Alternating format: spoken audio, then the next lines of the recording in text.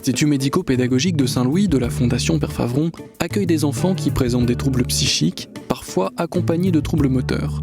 Ils sont suivis par une professeure des écoles et une équipe médico-sociale. Ensemble, ils proposent un enseignement adapté à chacun des enfants. Pour animer l'enseignement, les éducateurs proposent régulièrement des activités ludiques. Objectif, apprendre et évoluer globalement tout en s'amusant. On met les enfants à la piscine, il y a des sports collectifs, on fait du vélo, on fait beaucoup d'activités sportives, ludiques, qui tous les enfants trouvent un attrait. Déjà, c'est la première base. Et pour leur permettre, sans s'en rendre compte, de faire des apprentissages. Aujourd'hui, l'activité proposée est le cirque.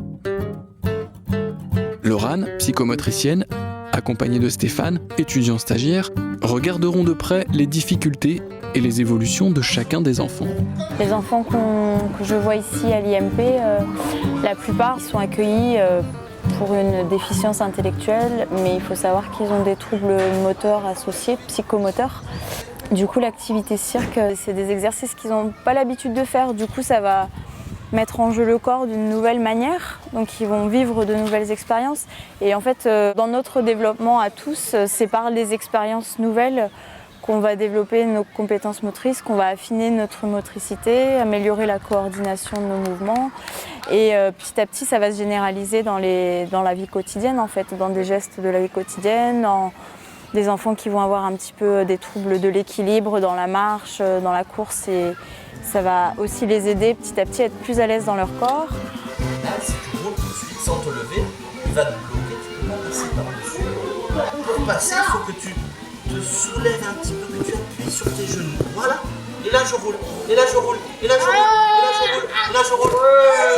Et je reviens allongé, je reviens allongé, je reviens allongé, je reviens allongé, je reviens allongé. Bien Lorraine.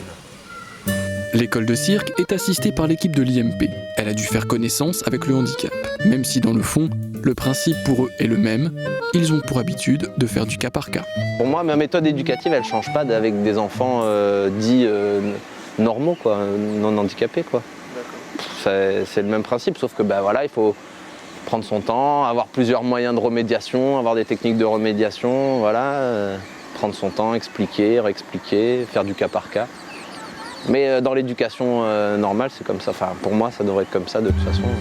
Enseigner aux enfants porteurs de handicap est aussi un moyen d'enrichir leurs compétences. Ça nous a beaucoup apporté aussi dans notre méthode éducative, justement, et dans notre façon de voir le cirque, dans notre façon aussi d'aborder l'activité, dans les méthodes de remédiation qu'on a dû rechercher pour justement arriver à leur faire exécuter différentes activités, qui peuvent nous servir aussi après à côté, en dehors de leur groupe, quoi. Il est temps de rentrer à l'IMP. Après une matinée sportive et ludique, les enfants prennent un repas. Ils reprendront leur activité dans l'après-midi, mais d'abord une petite interview. Explique-nous tous les enfants qui Luna Faiza, Karim, Lorena, Mélodie, moi. Alors Faiza, ça va bien le cirque ou pas? Oui. Oui? C'est quoi tourner au cirque? Tu veux que ça continue? Oui. T'aimes bien faire un spectacle? C'est pas trop stressant? T'avais pas le trac? Le cirque donne le sourire aux enfants. Sortir de l'établissement, s'ouvrir vers l'extérieur, pour les professionnels de l'IMP, c'est aussi une occasion d'enrichir leur pratique. Effectivement, moi, ça me permet d'affiner mes observations dans le travail que je vais proposer derrière. Ça me permet aussi de prendre des idées. Quand je vois, moi, il y a des fois des enfants, je vais bloquer sur je ne saurais plus comment les aider, ou il y a des gestes qui sont vraiment compliqués, donc on réfléchit ensemble.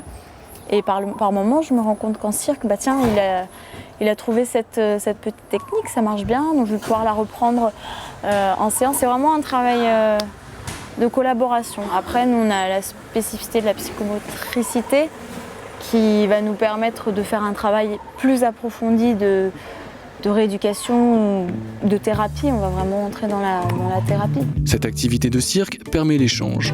Les professionnels de l'IMP et du cirque partagent des informations et des compétences et avancent ensemble.